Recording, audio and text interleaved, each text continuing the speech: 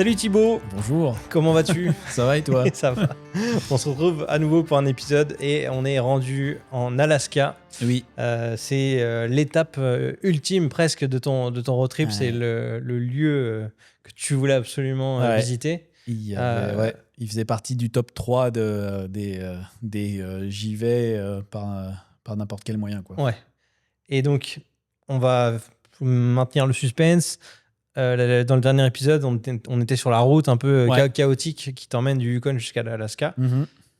Raconte-moi ton arrivée devant le panneau qui te dit Welcome to the Ouais. United States et Alaska. Ouais, non, c'était welcome to Alaska. Ouais. Un panneau bleu et jaune, une route chaotique, mais une traversée incroyable avec encore des grands espaces, des forêts, des marécages, un peu des grands lacs. Un petit grizzly pour Oh. me dire au revoir aussi. Un beau petit grizzly, t'es magnifique celui-là. Sur le bord de route, j'ai pas eu le temps de le prendre en photo parce qu'il a vraiment débarqué sur le bord de la route. Mais c'est un des plus beaux grizzlies que j'ai vu, je pense. Et puis arrivé devant le panneau Alaska, pas un petit soulagement, mais de me dire putain, ça y est quoi, j'y suis Ouais. quoi. Waouh. Enfin, puis là tu regardes pas Google Maps, mais tu regardes parce que j'avais plus de réseau, mais tu regardes, je sais pas, une carte et tout, tu te dis mais je suis là-haut, je suis là. Et trop bien. Et à ce moment-là, passage de frontière, quoi. Donc j'étais là, ok, premier test. Est-ce qu'il y a beaucoup de monde ou c'est vraiment Ah, non. désert, genre t'es tranquille j'étais tout seul. Ah ouais. Ça doit être Ouais, beaucoup ouais. plus tranquille qu'un passage de douane classique comme Ouais. nous on connaît là. Ouais, à pas loin de Champlain. Montréal, Non, rien à voir. Je suis arrivé, il y avait personne. Ouais. Et j'arrive et en fait, deux douaniers hyper cool, super sympa. Ils disent vous venez d'où Puis du coup, je leur dis que je suis de Québec, etc. Et puis les mecs ils font mais qu'est-ce que tu fais là Et puis là on discute. Puis ils regardent mon visa, enfin mon passeport avec mon ESTA, rien.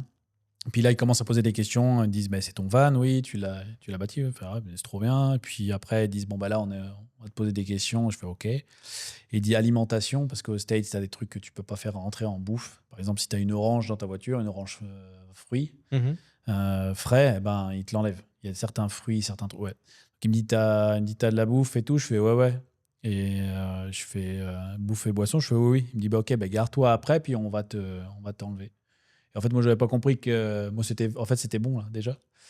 Et en fait, il y a un mec qui est venu avec un sac poubelle. Il m'a dit c'est où ta bouffe? Et puis moi, c'était j'avais un garde-manger plus mon frigo. Je fais là et là. Il me fait tu peux me les ouvrir? J'ouvre et puis il dit OK, ça non, ça oui, ça non, ça oui. J'avais un avocat. Il fait enlève le noyau. Ouais, enlève le noyau et tout. Je fais OK, donc j'ai enlevé le noyau. That's it. Ouais, t'as pas le droit aussi d'avocat, mais enfin, ouais, je sais pas pourquoi, mais bref, ça c'est les règles américaines, c'est les restrictions américaines pour ça. Et puis le gars, il regarde, il dit je peux regarder un peu ton ban, comment tu as fait? Je fais oui. Il regardait, je fais bon ça va bien se passer. Et puis le gars, il me dit c'est bon pour moi, tu peux partir. Je dis ouais, puis il me dit t'as autre chose à déclarer? Je fais non, mais j'ai de l'alcool parce que j'avais emmené des petites bouteilles de vin pour célébrer à certains endroits. Ouais, parce qu'autant être honnête avec des douaniers américains, autant y aller. Et il me dit oh non, mais ça on s'en fout. Tu peux picoler, vas-y. Ouais, il dit là non, mais ça on s'en fout. Nous, c'est surtout les restrictions en termes de bouffe et tout. Je suis là, ok, bon, fine. Et donc, c'était parti, quoi. Donc là, nickel en fait, sans friction, aucun problème. Non, les mecs étaient super cool. Okay. Ils m'ont souhaité un bon voyage. Ils m'ont dit que les routes d'Alaska allaient être meilleures que celles du Yukon, que celles du Canada et tout. Et un petit chambrage. Et puis, c'était parti, quoi. T'avais un itinéraire précis, particulier là-bas ou c'était un peu freestyle et tu avais juste des points clés à aller voir, mais sans délai particulier? Il y avait des parcs nationaux que je voulais faire. Donc, je voulais aller passer par Anchorage pour descendre dans le sud parce qu'Anchorage est déjà au sud, là. Mais Anchorage et après descendre un peu sur les côtes dans le sud de l'Alaska où il y a des fjords, où il y a des glaciers qui tombent dans la mer, etc. Et puis après, je retrace tranquillement je remonte jusqu'à Denali. Et après, je voulais remonter jusqu'à Fairbanks, faire la boucle et après repartir. Et il y a eu des incendies de forêt, donc j'ai pas pu aller jusqu'à Fairbanks. Je me suis arrêté jusqu'à Denali. Mais le parcours, c'était ça. En gros, c'était ma première étape. J'ai dormi entre les deux là, parce que j'ai passé la frontière en fin d'après-midi.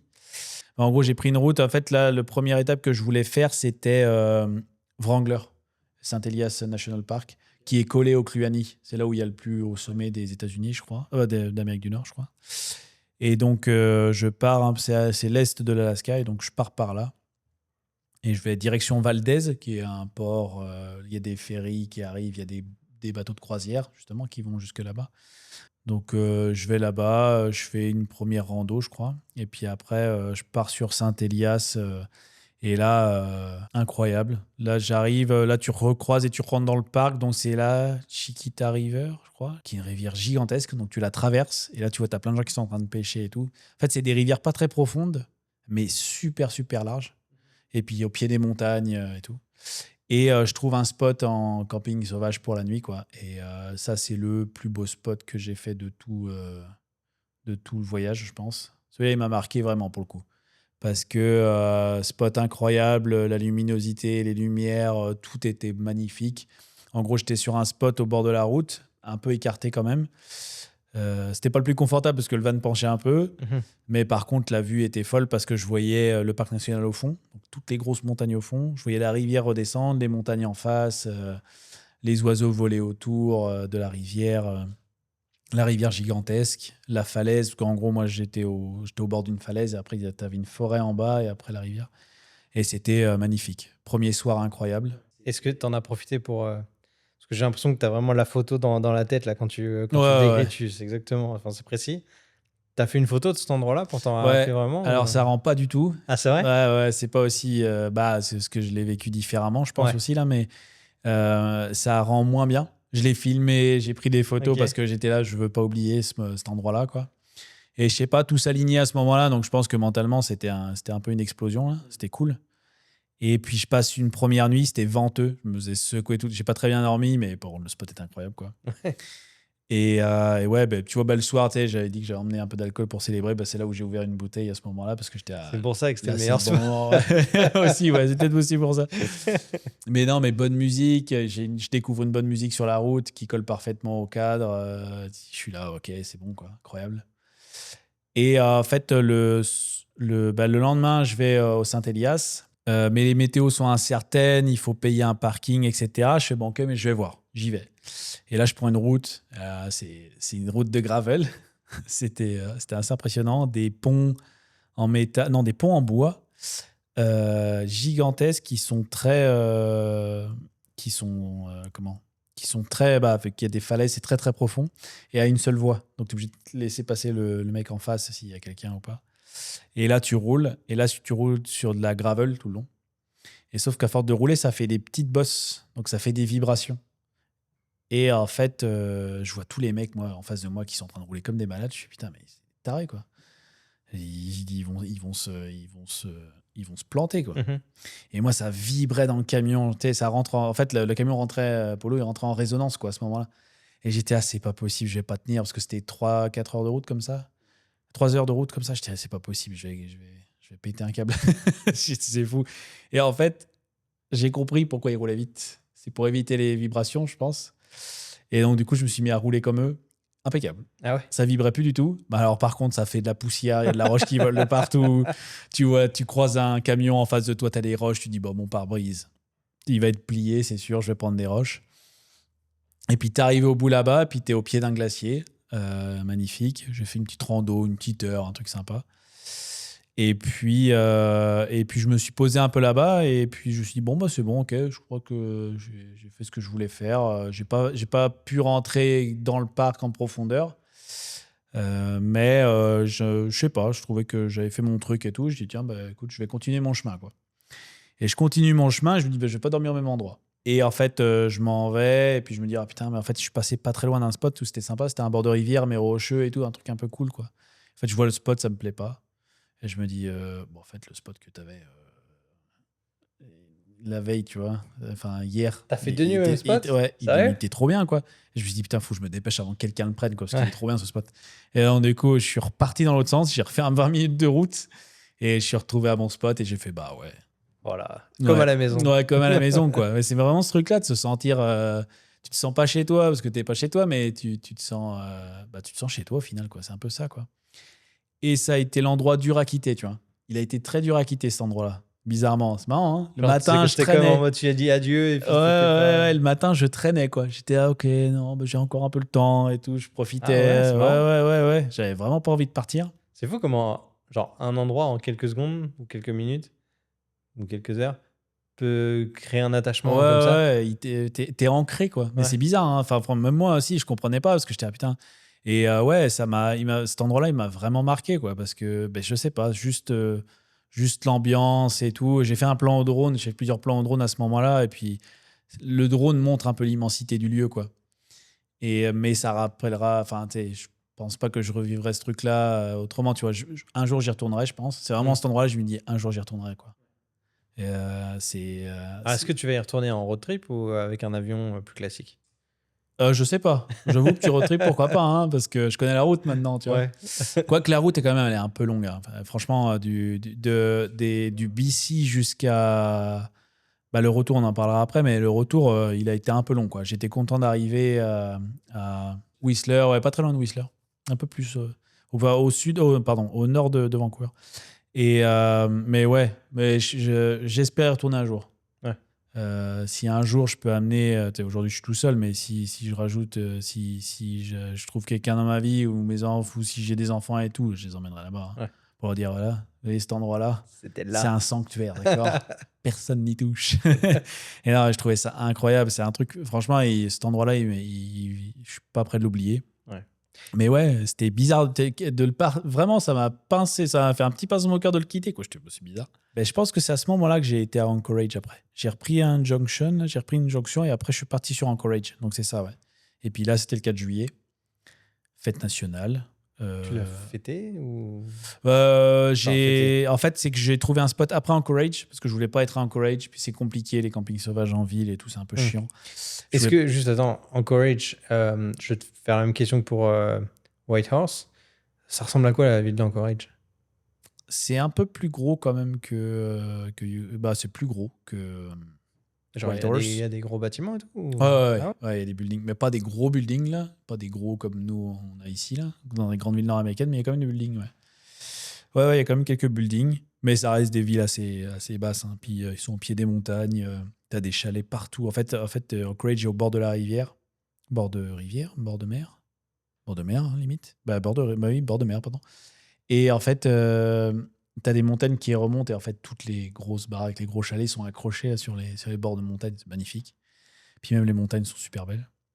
Et donc moi, le 3 juillet au soir, je file à un spot après Anchorage. Et c'est pareil, j'étais au bord de mer, rivière, là. 13 degrés, douche froide. Donc ça te met dans l'ambiance un peu. Mais super beau, quoi. Coucher de soleil, parce que le soleil se couche, mais pas vraiment. Donc du coup, le orange-rose reste très longtemps. Donc tu as le temps d'en profiter. Parfait, ça. Ouais, mais c'est infini. Mais par contre, le problème qu'il y a dans ces moments-là, c'est que t'as pas envie de te coucher, quoi. Ouais. Il est 23h minuit et là, tu fais, ouais, c'est trop bien. Et puis, ouais, je me pose ici, je fais mes affaires, petite douche et je me pose, je me prends une bonne nuit. Et puis, bah, le lendemain, je vais à Anchorage pour me dire, OK, bah, faut que je fasse des courses, faut que je fasse mon changement d'huile aussi. Fallait que je fasse la vidange de Polo parce que. Ouais, ça fait vraiment qu'on n'en a pas parlé de Polo, il va bien? Ouais, bah, Polo va bien, ouais. Polo a pris des coups sur la route, donc, mais je le savais pas encore, je pense. Il a pris quelques coups, je l'ai su qu'après, notamment sur les freins et tout. J'ai fait chauffer un peu les freins. Mais Polo va bien. Quelques trucs, mais rien de majeur. J'ai pas eu de réparation à faire ou quoi que ce soit. Donc là, très heureux. Parce que arriver à Anchorage, c'est ce que je lui avais dit. Je lui ai dit, tu m'emmènes jusqu'à Anchorage, après tu fais ce que tu veux. Tu peux me lâcher en plein milieu de nulle part, c'est pas grave. Je t'en voudrais pas, quoi. Et c'est ce qui s'est passé. Il m'a emmené jusqu'à Anchorage. Et arrivé à Anchorage, bah, du coup, ouais, j'arrive ce jour-là. En gros, j'arrive là-bas, je me dis, bon, bah, il faut que je fasse mon changement d'huile. Non, bah non, du coup, c'était 4 juillet, donc tout était fermé. Donc là, je m'en vais dans la ville. Il y avait un défilé, il y avait tout un événement dans le parc central de la ville, donc très sympa. Des drapeaux américains partout, et tout. Des concerts aussi, concerts country et tout, c'était cool. Et puis, bah, moi, je suis parti prendre un petit burger, une petite bière, un truc et tout, me poser là-bas. Discuter avec des locaux un peu, pas beaucoup là, parce que t'es un alien pour eux, ils t'appellent les aliens là. Ah ouais, vraiment? Ouais. Bah, c'est peut-être pas la même signification que pour nous, le mot alien. Non, mais, alien pour eux, c'est des étrangers. Ouais. Et ouais, mais ça se passe très bien et tout, très très cool. Et puis après, qu'est-ce que je fais? Alors attends. C'est Alaskaïens. Ouais. C'est américain. Qu'est-ce qu'ils te racontent ou qu'est-ce que tu leur racontes? C'est quoi l'approche pour ces gens-là? Parce que C'est des jeunes, Bah, ils te des demandent, moins ouais, jeunes, bah, il y a des tout- il y vieux. a C'est tout- des je gens. pense que c'est plus vieux qui venaient me Ils parler. sont curieux, ils sont froids. Ouais, ils sont curieux, tu ouais, vois. ils se demandent ce que tu fous là. Ok. Moi, je me souviens, j'ai croisé un gars, je me souviens quand j'arrive c'est à Palmer. Palmer, je crois que c'est juste avant. Ouais, Palmer, c'est juste avant Anchorage. Et un mec, je le vois dans sa voiture. Il me voit, je le regarde, et là, je le vois, il me regarde, et je le vois sur sa bouche, parce que je n'entends pas, il était dans sa voiture, il était là, what the fuck, parce qu'il avait jamais vu le van que j'avais, quoi. Parce que c'est des vannes comme ça, il n'y en a pas là-bas, quoi. Tu vois, Ok. un van, la façon dont il est fait le mien, il y en a. Ah ouais? Ouais, ouais. Bah, par contre, ils ont plein de gros trucs et tout là-bas, hein. Mais ça, ils n'avaient pas vu. Les gars étaient là, what the fuck. Je suis ok. Et puis après, je discutais un peu avec des gens qui me demandaient ce que je foutais là, quoi. Et puis, bah, ils étaient hyper curieux, quoi, de dire, mais t'as pas pris de bateau? Non, non. T'as pris toute la route? Waouh. Et puis après, il te raconte toujours une histoire de la famille qui vit, qui a vécu à Montréal ou qui a vécu dans l'Est, etc. Donc, c'est ça, des gens qui sont là depuis quelques années, des gens qui sont là depuis pas très longtemps, tout. Donc, c'était sympa. Et puis après, c'est là où j'ai passé une nuit en ville. Et je passe une nuit là-bas parce que je me dis, bah, le lendemain matin, moi, je veux faire mon changement d'huile. Et donc, en fait, j'ai débarqué dans un garage de camions, vannes, poids lourds, etc., qui était reconnu sur les forums et tout. Donc, je vais là-bas. Et puis, ils me disent, bah, écoute, si tu vas chercher chez Napa, Napa, c'est un distributeur de pièces auto, Canada, États-Unis. Il me dit, si tu vas chercher tes pièces chez Napa, on te le fait live, quoi. Donc, il me dit, va chercher le filtre à huile et l'huile, quoi. Je fais, OK, j'y vais, je vais pick up l'huile et puis le filtre à huile. Je reviens, puis ils me le font. Je leur demande de checker mes freins. Ils me disent que tout va bien, il y a juste le caliper, donc l'étrier de frein arrière droit qui commence à être fatigué, quoi. Et donc, bah, on y va comme ça. Puis voilà, je paye ma facture. Salée un peu, c'est la plus grosse changement d'huile que j'ai. Ah ouais? Ouais, je payais $300, je crois. Genre, tu crois qu'ils t'ont arnaqué parce que t'es étranger ou... Non, je pense que c'était un truc camion et tout. Donc, puis j'osais pas trop aller dans un truc un peu à l'arrache au départ, parce que c'est le départ. Je pense aussi c'était mon premier mois là, parce que j'étais début juillet, donc je faisais un peu plus attention, mais au final ça m'a coûté un peu cher. Alors que bon, c'est de la vidange standard là, il ne faut pas trop se prendre la tête non plus. Et c'était parti après. Je suis redescendu vers vers Homer, qui est une ville, une petite ville, village de pêche, bord de mer, pareil, magnifique. Des shacks. Voilà, je cherchais des shacks où tu as des restaurants, des trucs. C'est pas mal plus touristique parce qu'il y a des bateaux qui vont là-bas. Et puis après, en fait, le truc qu'il y a, c'est que tu as le. C'est quoi? C'est pas le Kenai Fjord. Kenai Fjord, c'était à Palmer que j'ai fait la rando, donc avant. Mais tu as un parc que je voulais aller, moi. Je me souviens plus du nom. Et en fait, c'est que tu as le fjord, tu as la mer qui rentre dans la terre, du coup. Et en fait, tu longes le fjord pour aller à Homer. Et en fait, de l'autre côté, tu as le parc national qui est là. Ok. Et tu as des montagnes enneigées, magnifiques et tout. J'ai fait des plans en drone à cet endroit-là, c'était incroyable. Super, super beau coin.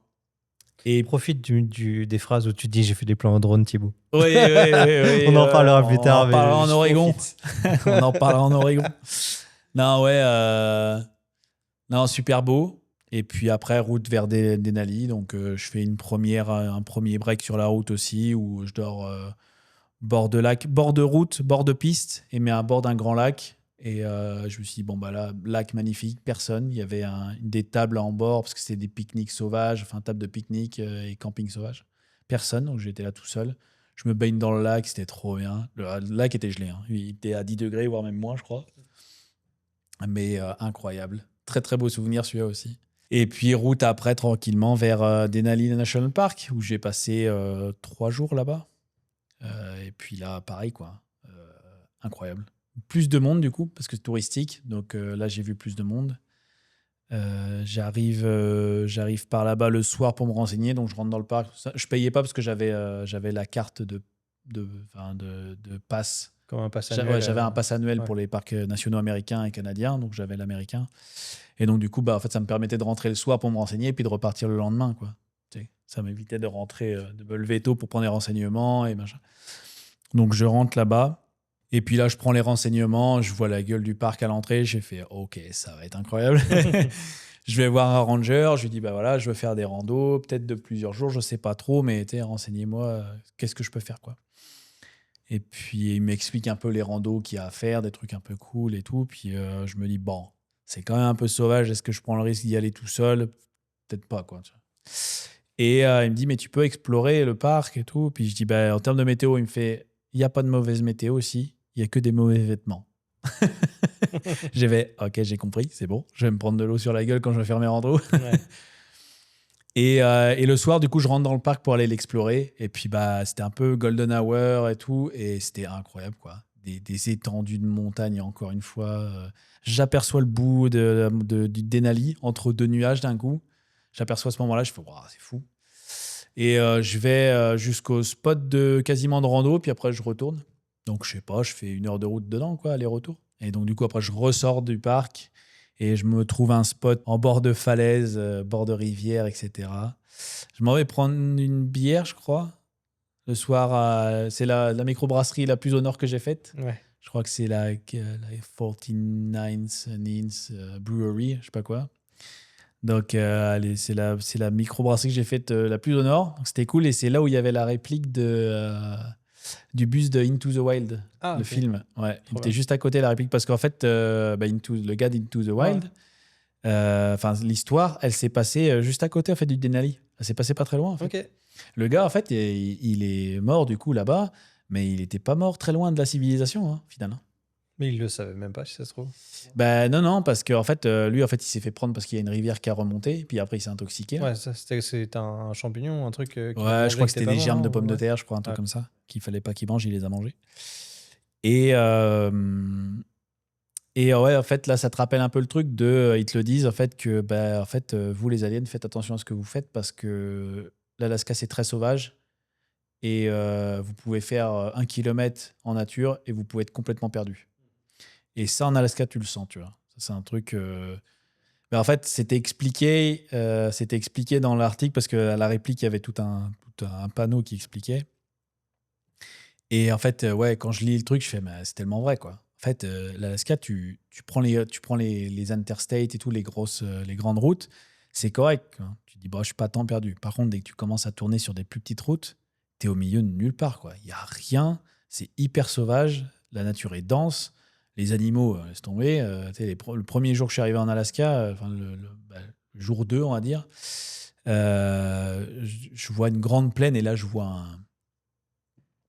un orignal courir, quoi. Un mâle là, énorme, en train de courir au loin. Je l'ai vu de loin, tu vois. Mais je sais pas, il était peut-être à 1 kilomètre de distance je le voyais courir, quoi. Parce que c'était tellement étendu que je le voyais, quoi. Il m'a entendu. Dès que j'ai freiné, il s'est arrêté, il a regardé dans ma direction, quoi. Donc ils sont très sensibles. Donc c'est ultra sauvage. Il y a des glaciers partout. J'ai vu un nombre de glaciers en Alaska qui était incroyable. Je les comptais même plus au bout d'un moment. Mais ouais, c'est ultra sauvage, quoi. Donc je fais ça, puis après, du coup, je passe la nuit au bord de falaise. Très venteux aussi, mais le spot était incroyable. J'étais au bord de falaise, il y avait la rivière au fond, les montagnes partout. Je fais une première rando, un truc assez standard, un peu de dénivelé, 600 mètres de dénivelé, mais correct. J'ai pas pu voir le Denali parce que là c'était très nuageux. Tu le vois très rarement. Je crois qu'il y a 30 jours dans l'année où tu peux le voir le Denali. Je crois que c'est un truc comme ça. Je suis plus très sûr. Et là je fais ma rando, ça se passe super bien. Je croise une marmotte et je croise une perdrix aussi, noire et jaune. Et je fais ma rando trop bien et je me dis bah je repars pas. Enfin je me suis dit ah putain demain je repars du Denali déjà parce que j'avais prévu de passer 3 jours. Du coup j'avais passé 3 jours à peu près. Un jour posé, une jour de rando, puis troisième jour, j'étais ah, ça veut dire que je reprends la route. Je refais une rando. Du coup, j'ai refait une rando le lendemain, qui partait du coup du centre de visiteurs. Et super rando. J'ai fait un 12 km, je crois, monté sur la montagne, et puis arrivé là, en fait, c'est tracé. Au bout d'un moment, ils disent bah là, à partir de là, c'est plus balisé, donc faites attention, faites ce que vous voulez, mais faites attention. Donc moi j'ai grimpé une première montagne, après une deuxième, après une troisième, puis il y avait la montagne la plus haute. Puis je me suis arrêté là parce qu'il commençait à être un peu tard, puis j'avais de la route à faire juste après. Donc super rando, c'est pareil, j'ai dû faire un bon 10-12 km avec un 800 mètres de dénivelé. Et puis une vue sur toutes les montagnes. En fait, plus tu montais, tu voyais des montagnes en fait qui se déclenchaient, enfin que tu découvrais derrière. Tu voyais un rang de montagne. Tu montais un des 100 mètres de dénivelé, oh, encore un rang. Et puis là, tu te dis, mais ça va jamais s'arrêter. En fait, il y a des montagnes partout ici. Et magnifique. Bah, là, Polo, ce spot-là, c'était rigolo parce que Polo, il a monté une espèce de montée. J'étais là, s'il monte. En fait, tu avais le ravin, mais ça tombait net. Et Polo, il était en train de grimper à la fin, en train de sauter pour monter. J'étais là, si je le casse là, je suis vraiment con. Parce que là, j'insistais, je faisais un peu n'importe quoi. Et Polo, il montait. Donc, mais ça en valait tellement le coup, quoi. Donc ouais, deuxième nuit, rando, et puis après, ouais, je pars. Et en fait, à ce moment-là, en fait, je devais repartir par Fairbanks, moi, par le nord. Et sauf que incendie. Donc, je me dis, je vais pas aller m'emmerder dans les incendies où il y a de la circulation alternée, où tu peux prendre 2 heures de retard.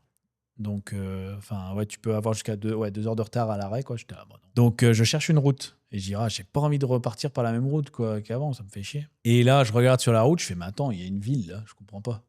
Et là, j'avais du réseau. Bon, pourquoi? Mais j'avais du réseau à ce moment-là.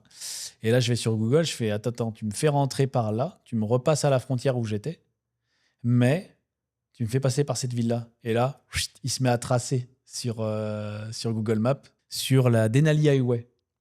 Je me dis, c'est quoi cette route? Je prends ma map d'Alaska et je fais, ah putain, ouais, mais il y a une route là. Et je prends la route et du coup, je dis, bon, ok, je vais par là, quoi. Ça va être une belle route, je pense, quoi. Et c'est une des plus belles routes, si ce n'est la plus belle route que j'ai faite de mon voyage aussi, quoi. Je crois que c'est 4 heures de route, la route à la base. J'ai mis 8 heures à la faire. Tu t'arrêtais tout le temps? Oui. Des spots, j'ai fait une quantité de plans au drone, photos, etc. parce que c'était juste incroyable, quoi. C'était une route folle, quoi. C'était du gravel encore. Mais personne, pas de réseau, tu vas tout droit. En fait, tu navigues entre des grandes forêts, des montagnes, des grands lacs et des marécages un peu là.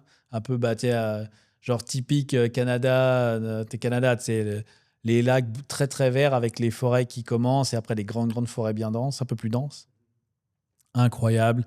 Puis après, tu continues, tu as des grands lacs, c'est un peu plus marécageux. Puis après, hop, là, tu regardes au fond, tu as des glaciers. Tu fais, mais attends, c'est quoi ça? Et ça, c'est 4 heures de route comme ça, quoi. Enfin, 8 du coup. Moi, je me suis arrêté entre les deux, du coup. J'ai passé ma nuit sur cette route-là.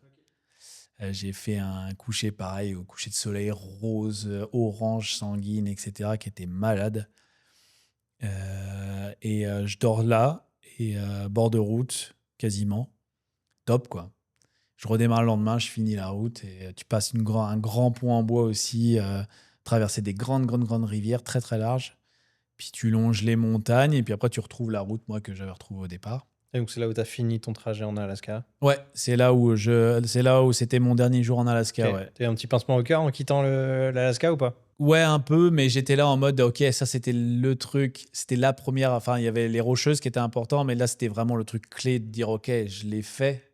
Là, j'arrivais à la frontière en me disant, putain, mais je l'ai fait en fait, ça y est, quoi. Mais est-ce que tu as eu un regret de te dire, oh, ça a été trop rapide, ou j'ai peut-être pas fait tout ce que j'aurais dû, ou non, tu étais Ouais, satisfait de. tu y penses un peu en disant, putain, mais en fait, j'aurais pu faire plus. Et puis après, à un moment donné, tu dis, bah ouais, mais au final, quoi, tu sais. Parce que Ça sera j'aurais pu. jamais fini, En fait, quoi.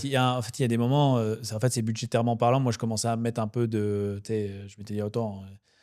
Parce que, il y a un moment donné, j'ai voulu faire du canoë sur la mer pour aller voir les glaciers qui tombent dans l'océan, tu vois. Ok. Je me suis dit, putain, mais je vais faire ça. Et là, ils disent, bah alors déjà, vous êtes tout seul. Donc, on vous loue pas un canot, c'est le prix de deux. Donc, déjà, c'est 300 $ le canot. Puis après, il faut prendre un bateau-taxi. Et puis, voilà, donc ça va vous coûter 500. Et j'étais à US. J'étais là, non. Ça ira, merci. C'est pas grave. J'y retournerai un jour peut-être. Mais là, non, ça me fait chier de mettre autant d'argent là-dedans, quoi. Et c'est pareil, je voulais aller faire le parc national là, que je voyais à Homer de l'autre côté. J'ai voulu le faire. En fait, il fallait y aller par bateau ou avion, ou les deux. Et puis le billet d'avion, c'était 500 balles, quoi, US. Et j'ai fait, voilà, là, c'est bon. J'ai déjà mis plus de 1000 balles dans l'expédition de canot. C'est bon, quoi. Je suis en Alaska, c'est déjà bien. Les randos étaient folles. J'ai vécu des expériences de fou. Et puis non, tu vois, c'est à ce moment-là où tu repenses un peu à tout, en disant merde, je vais regretter des trucs ou pas. Moi, c'est ça un peu, c'est comme ça que je fonctionne un peu. C'est en mode, est-ce que je vais avoir des regrets? Et puis, en fait, tu commences à sourire, tu te dis, mais comment je peux avoir des regrets? C'est pas possible.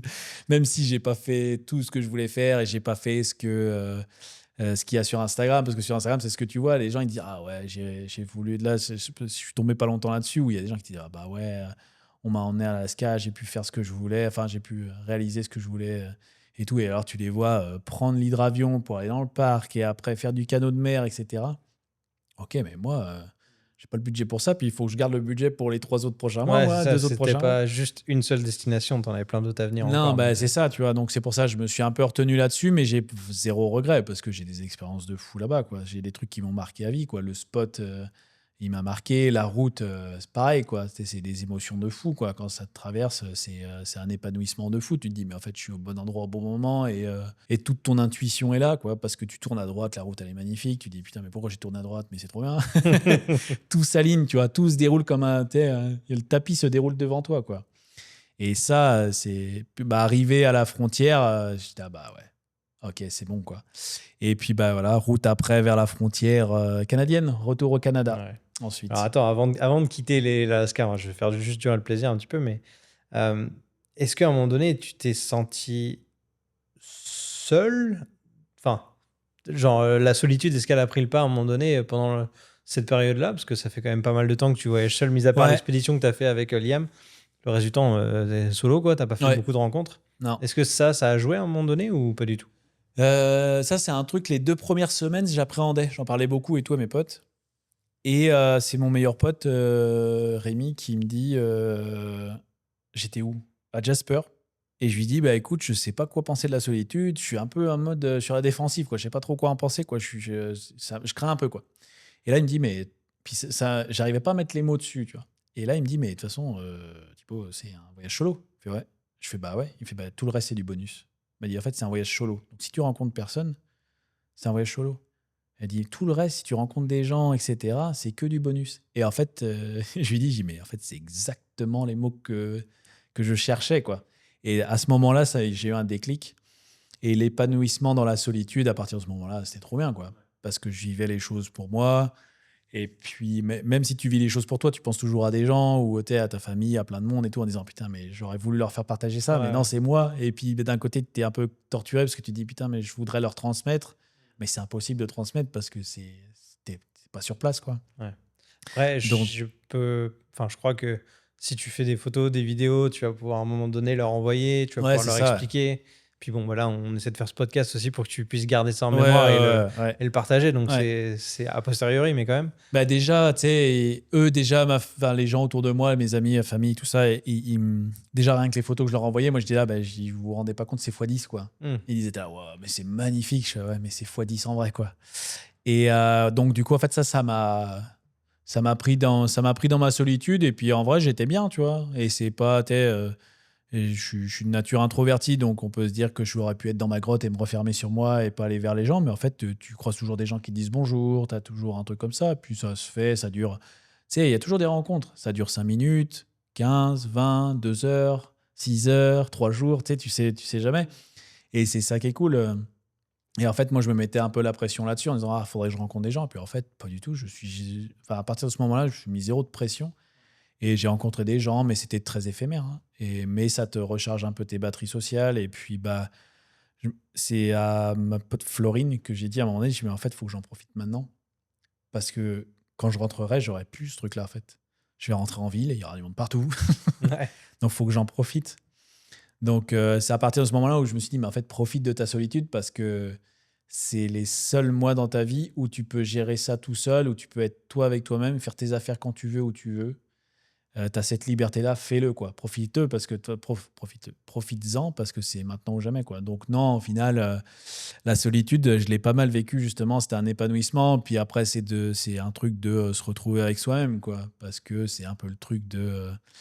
Il y a beaucoup de choses de psychologie maintenant et de développement perso, tu vois. Mais le truc de à partir que tu vis très bien avec toi-même, bah, tu es ton meilleur coloc, quoi. C'est-à-dire que si tu vis bien avec toi-même, tu peux très bien vivre avec les autres. Et moi, c'est ça, quoi. Moi, ce voyage-là, on en reparlera à la fin, mais dans ces moments-là, je vivais extrêmement bien avec moi-même, quoi. C'était le sourire, tu sais, je sortais de mon lit, j'étais heureux, quoi.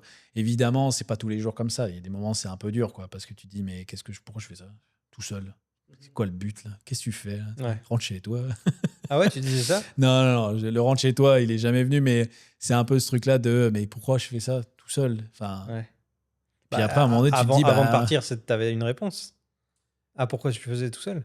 Non, mais de toute façon, il y a un moment donné, il faut pas... Enfin, moi, j'attendais personne, quoi. Parce que si t'attends quelqu'un, à un moment donné, pour venir avec toi, ça va être long, quoi. Après, ça peut s'aligner, tu sais jamais, quoi. Mais à un moment donné, si tu le fais pas, personne ne le fera pour toi, quoi.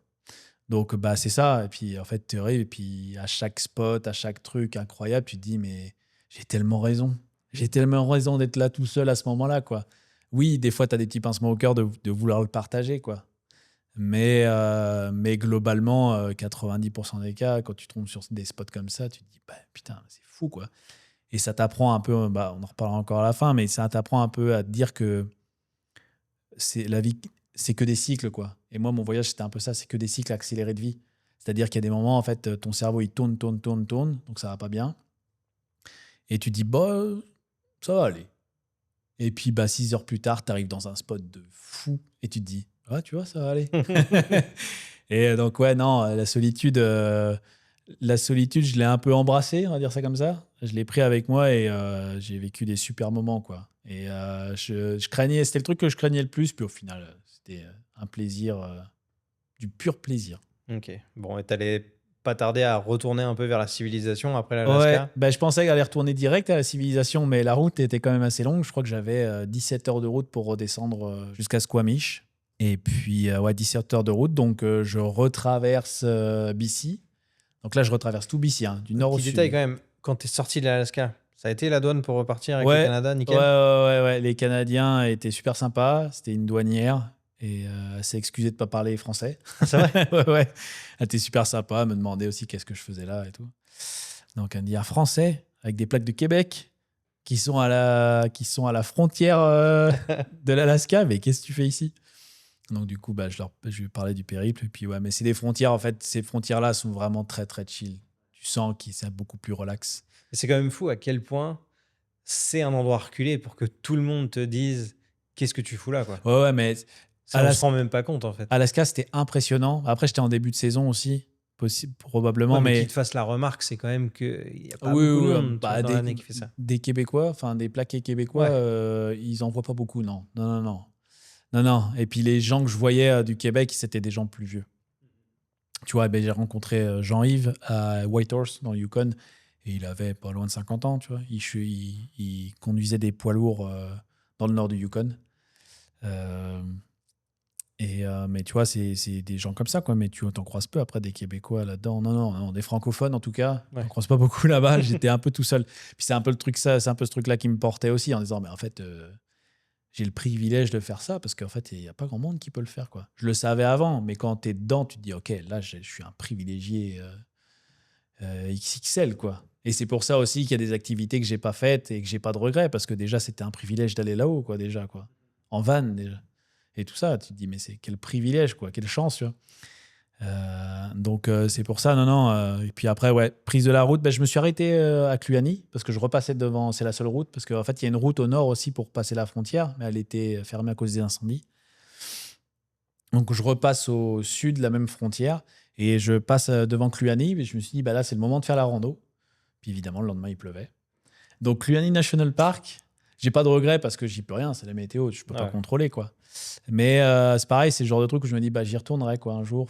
J'espère y retourner un jour parce que ce parc-là, il est incroyable, il est magnifique, il est gigantesque. En fait, il y a une map 3D dans le centre de visiteurs.